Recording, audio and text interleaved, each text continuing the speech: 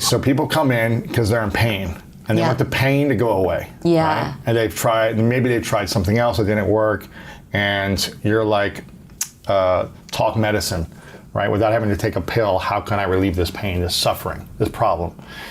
But the problem, what I'm hearing you say, is never about another person, it's always with them. Well, not always. I think that relationally, a lot of people don't realize that even if the other person is problematic. So, right, when I was training, one of my clinical supervisors once said, before diagnosing someone with depression, make sure they aren't surrounded by assholes. Right. Right? So, it's not like there aren't problematic people out there. Their environment. Right, but then what is your response to that? And I think that people don't realize how much agency they have. They don't realize that they can choose their response to their circumstances. They can choose their response to the people around them. And I'm not saying that there aren't incredibly daunting circumstances right now in the world, for example. But then how do you respond? What are you going to do about it? And I think that's where people get stuck. And I love your TED Talk because you talk about rewriting your story from the past. And I believe that we hold on to our stories, and we probably continue to write them in a more powerful way that keeps us trapped or traumatized. Is that fair to say that something happens in our past, we hold on to the story daily or whenever we're triggered, and it's like amplifies the story in our mind? Well, it does. And the problem is that often whatever that version of the story is, we carry with us and we never revise it. And so you create a story when you're younger, for example, about something that happened in your life. And then as an adult, you've never looked at that story through the adult lens. You're still looking at it through the childhood lens. And so that's why I say that when people come in, that we're all unreliable narrators. Yes. That we all tell a story through this lens, and the thing is, these are usually faulty narratives. So there's a broader version of the story that people haven't looked at. And so I feel like in a lot of ways what I do as a therapist is I act as an editor, and I have of course a writing background, and so I help people to revise their stories, because the reason they can't move forward in the story, the reason they can't get to the next chapter, is because of something is wrong with the story. They are stuck. And so it's almost like I'm helping them with writer's block. I mean, for me, life is an interpretation. Yes. Right? There's an instance that happens, and we can interpret it as good or bad, or we can interpret it as this is a neutral event, and I'm going to make the most of this. Is that fair to say? Yeah, absolutely. And also how we attribute other people's parts of the story, right? So who are the villains and the heroes in the story? I talk in the book about the difference between idiot compassion and wise compassion. And idiot compassion is what our friends do. They back up our story. No matter what, we say, this happened. This happened with my boss. This happened with my partner. This happened with my parent, right? This happened with my best friend. And we say, yeah, that was terrible. Screw them. Yeah. They're a jerk. That's awful. You're right, they're wrong. Don't let anyone treat you that way. That's what we do. And if you listen to your friends' stories, you start to realize over time that even though the situation and the names might be different, the kind of story they're telling is similar. It's kind of like if a fight breaks out in every bar you're going to, maybe it's you. Yeah, exactly. But we don't say that. That's idiot compassion. Idiot compassion is where we as friends say, yeah, you're the best person in the world. This person's horrible. Yeah. Leave them or let them go. Yes. Or forget about them. Like, they're so bad at what they did. But there's always two sides to every story. Well, right. And so the value of therapy is that we offer wise compassion. We hold up a mirror to you and help you to see yourself in a way that maybe you haven't been willing or able to do. And that's where the other version of the story comes in. So how do we have wise compassion for our friends when they're like, she cheated on me, he left me, they had an affair, whatever. Yeah. How do we change our story and also show compassion that we're there for our friend, not making, when they're in a vulnerable place, not making the other person right or wrong, but being there for them and also kind of giving them some tough love, I guess? I wouldn't call it tough love. I would just call it reality. Love. Love. It's love. It's much more loving to be truthful in a compassionate way. So I sometimes call them compassionate truth bombs because we need to hear them. But how do we do it? It has to do with timing and dosage. So the timing is when they're really raw, when something just happened. Now's not the time to say, this has happened with your last 3 boyfriends, right? Maybe you're the problem here. Yeah. Have you noticed that going through people's phones is not working well for you? Wow. We are not going to say that maybe in that moment. So that's the timing. And then the dosage is how much are you going to say in a particular moment and in a particular conversation. It doesn't all have to happen in one conversation. So I think that has to do with being a good listener. And a lot of us don't know how to listen. And I think it's really helpful. I see a lot of couples in my practice too. And if you can say to the person when they come to you with something, how can I be helpful in this conversation right now? I know you're really hurting. Do you want to just vent? Do you want a hug? Do you want me to help problem solve with you? Do you want my honest opinion, or do you want me to hold off and we can have that conversation another time? Let them tell you what they want so you can give them something that is helpful to them in that moment, and then in another conversation, you might be able to offer them something more. When they're not completely raw or broken yes. and hurt. Yes. So what is that specific question when anyone's coming to you with a challenge or a complaint or hurt? What's the question you should ask them? How can I be helpful to you right now? I know you're really hurting. What does that do for the person who's hurting when they hear that? It helps them to reflect on, oh, wait, what do I need, right? Am I just going to download all of this stuff and then I'm not going to feel any different at the end? Or is there something else that I want right now? And maybe downloading it will make them feel different, just make them feel seen and understood and heard, which is important. Or maybe they want something else, but let them tell you. Yeah. And I think the other thing is these 3 words that are really helpful when they're talking to you are tell me more. So instead of saying, when they say like, oh, here's what's going on, and we say, oh, well, we try to cheer them up. Like, here's what you can do. We try to fix it. We try to cheer them up. We try to make it seem like it's not so bad, whatever we do. Instead, just say, tell me more. We do this with our kids. I can say as a parent, we do this all the time, right? So your kid comes to you and says, I'm really sad about this, or I'm really worried about this. And we say, oh, don't worry. No, it's not a problem. Or we say, oh, don't be sad, right? Go have ice cream. Sweep it under the rug. Right, exactly. But the thing is that then you get the message as a kid that like, oh, wait, I'm not supposed to feel this. And really what it is we get uncomfortable as parents with our kids' feelings. Why is that?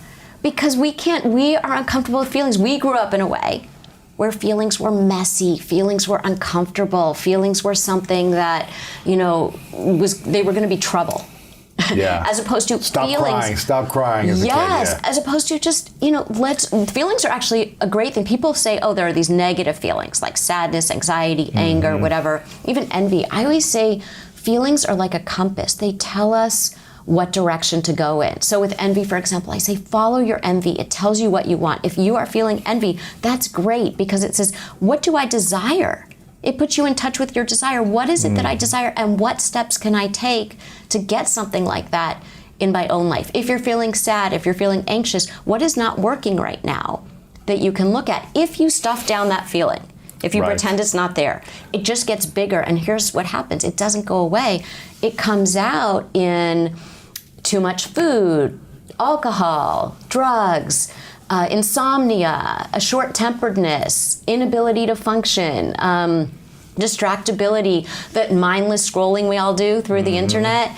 A colleague of mine said that the internet was like the most effective short-term non-prescription painkiller out there. Wow. Right? And so what happens is your feelings are still there, but you're not dealing with them. What happens when we never deal with our emotions or feelings? Well, you first of all get sick. And physically sick, emotionally sick, mentally. Everything, right? So we have, just like we have a physical immune system, we have a psychological immune system. And we have to take care of our psychological immune system. So it's just like, what do you do to keep healthy with your body? Like you're going to eat right, you're going to exercise, you're going to do all the things that you want to do to take care of yourself. You're going to get enough sleep. Those things also help your psychological immune system. They're not totally separate. The mind-body connection is profound. But at the same time, are you going to be around people who don't nourish you? That's going to hurt your psychological immune system. That's going to make you sick. Are you going to stuff down your feelings? That's going to make you sick. And so how do we take care of ourselves? And part of it is, instead of trying to numb out your feelings, because numbness isn't the absence of feelings. Numbness is a state of being overwhelmed by too many feelings. Wow. And then not only do you not experience the feelings that you don't want to experience, but you don't experience the other feelings. You mute one feeling, you mute the others. You mute the pain, you mute the joy. So you're living in this state where you don't actually get to feel the range of feelings that make us human. What is that state called? I would say sick. I was going to say dead. I mean, I feel like you can be alive but not living. And that's what happens to people, is that they're alive, they're going through the motions, they wake up every day, but they're not really living their lives. What's an assessment we could take for ourselves, if someone's listening or watching, to ask themselves how alive or how dead they are, and if the people in their life closest are actually good for them or are hurting their psychological states? Right. Is there a questionnaire we could take, like just off the cuff? Is there an assessment? Is there a few things we could ask ourselves? Yeah, I mean, I think that it has to do with a sense of vitality, right? Which, of course, like vitality, the word like life is right in there. When you wake up in the morning, are you excited about what you're doing? Is there meaning in what you're doing? Do you feel connected to how you're spending your days? Because at the end of your life, are you going to look back and say, what did I do that was meaningful? You know, in maybe you should talk to someone. In my book, there's a woman that I treat. She's this young woman who goes on her honeymoon. She's newly married. She comes back, and she has cancer. And she says to me at one point, she says, why do we need a terminal diagnosis? Yeah. To have a wake-up call. Right. Why do we need a terminal diagnosis to live our lives with intention? Why do we need that to really pay attention? And I think that if we can keep the awareness of death sitting on one shoulder, and I don't mean in a morbid way or in a creepy way, it's not depressing. It's actually, again, going back to vitality, it helps us feel alive, because life has 100% mortality rate, and that's not for other people. We like to believe that, right? And so the thing is that if we know that we have a limited time here, I think we would pay more attention to what we're actually doing every day. Why is it so hard for people to pay attention? Fear. But they're like, they feel like they're stuck sometimes for years, right? It's like I stay stuck in a relationship I know it's not right for me for years. I stay in a depressed state for years. I stay in a job that I hate for years. It's all based on fear. Well, I think it is fear. I think it's fear of uncertainty. This is going to sound strange, but change is really hard because we cling to something that's familiar to us. So even though we may know, oh, this would help me, this would be a good change for me, we don't do it because it's unfamiliar. And so if you grew up with a lot of chaos, if you grew up feeling sad all the time or anxious all the time, that feels like home to you, even if it's unpleasant or even miserable. And she'll keep finding chaotic environments. You keep recreating it. Yeah. And so, it was funny because my own therapist gave me this great analogy. He said to me, you remind me of this cartoon, and it's of a prisoner shaking the bars, desperately trying to get out. But on the right and the left, it's open, right? No bars. So basically, the prisoner is not in jail. And that's what so many of us are like. We feel like we're trapped. We're not in jail. We can change. We can just walk around the bars. But why don't we? Because with freedom, the freedom to walk around the bars, comes responsibility. And if we're responsible for our own lives, that scares us. We feel like, oh, I don't know if I can do that. I don't know if I'm competent enough to do that. Or now I'm to blame if things don't go right. I can't blame it on everything else. Is this one of the reasons why inmates, after a long time of being in prison, who get out, go back into prison because they feel like they need to be back in that environment? Or are there other reasons? Maybe? I think there are other reasons. I think we don't give people the support when they come out. The mental health issues that they needed to be treated for were never, they never got that support. And then they come out and they're back in the same situation where they don't have that community support. Why is it so hard for us to take responsibility for our own happiness? I think that if you grew up in a household where you were seen and heard and understood, those are the people who do take responsibility for their own happiness. I think for people who felt like they were ripped off in their childhoods, there's a part of them that's still in a fight. There's a part of them that still wants that redo. And so it's kind of like they're not aware of this, but what they're saying is basically, I will not change mom and dad until you give me the things that I did not get in childhood. So they'll go find a partner that emulates their environment from mom and dad and try to change them so they... Well, right. This is the irony of relationship, right? For those people who have not sort of worked through it. This is so common. And I think all of us have this piece in us, right? Because nobody had a perfect childhood. So what happens is people say, okay, when I'm an adult, I'm going to pick a partner who really makes me feel nourished, who really gives me all those things that I did not get growing up. But what they don't realize is unconsciously they have this radar for the people Really? who look very different from their parents on the surface. But then once they get into that relationship, it's kind of like, uh-oh, this feels familiar. Right? And so what they did was their unconscious said when they were picking their partner, hey, you look familiar, come closer. Even though unconsciously they thought, oh, you're totally different from my parents, this is gonna work out great. But no, they have radar for that if they haven't worked out the stuff that's sort of their unfinished business. There's this saying, we marry our unfinished business. Ooh. We actually do marry our unfinished business. So that is why it is so important as an adult to take responsibility and say, you know what? I am going to have to grieve this loss of what I didn't get, and I'm going to have to work through this and assess where I am as an adult so that I pick people and surround myself with people who are healthy for me. What if you've chosen someone that you love deeply, but it's unconsciously your unfinished business? Is that the wrong person for you once you realize, oh, they're never going to change? Or is that a point for us to reflect back and say, actually, I need to heal the past, accept this person for who they are, and be willing to flow within this relationship? Well, what happens is, so you married your unfinished business, but so did they. And so if you can both recognize that, if you realize, hey, wait, we have a lot of conflict in our relationship, or we're really avoidant in our relationship, or we don't feel connected in the way we want to feel connected, that's a great opportunity for both of you to work out your unfinished business. To heal together. To heal together, right. And so that relationship could thrive if you both are willing to look in the mirror at yourselves and do the work. Yes, that could be a really beautiful relationship. And it could be very healing for both of you, in fact. It could potentially be the strongest bond ever if you both were able to go through that. Yeah. But if you're unwilling to go through that, then what? You're going to be in both people pain? both people have to be willing. I mean, that's the thing. So it's like you may wake up one day and say, oh, wait a minute, I have all this unfinished business. And then your partner says, yeah, it's all you. You're the problem in the relationship. You know, it's kind of like in couples therapy so often I'll see something like someone will say like, you never listen to me. And I will say, how well do you listen to them? Right.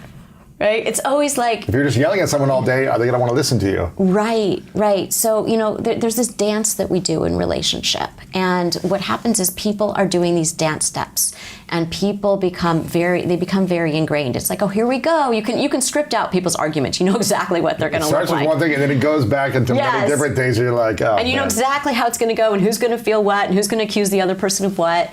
And that's the dance. And so if one person changes their dance steps, the other person either is going to fall flat on the dance floor or they're going to have to change their steps too if they want to keep dancing. And usually, so we always say you can't change another person, but you can influence another person. Society has brainwashed us to believe that love and identifying it takes time. That's a lie. In most situations, when it takes months, you have not fallen in love, you've learned to tolerate them. You've grown attached to them, all right?